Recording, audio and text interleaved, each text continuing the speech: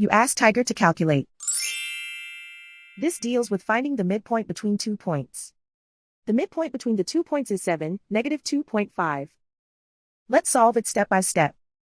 Plot the 2 points and calculate the midpoint using the formula.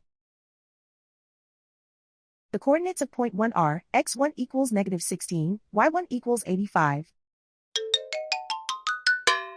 The coordinates of point 2 are x2 equals 30, y2 equals -90. PM represents the midpoint of the 2 points.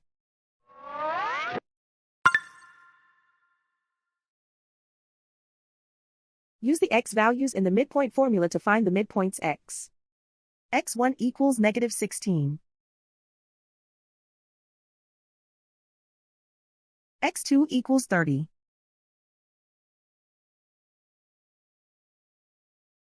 Simplify the arithmetic.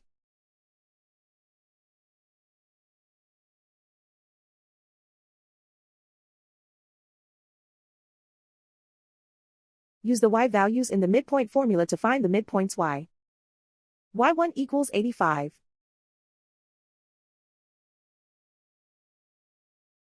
y2 equals -90. Simplify the arithmetic.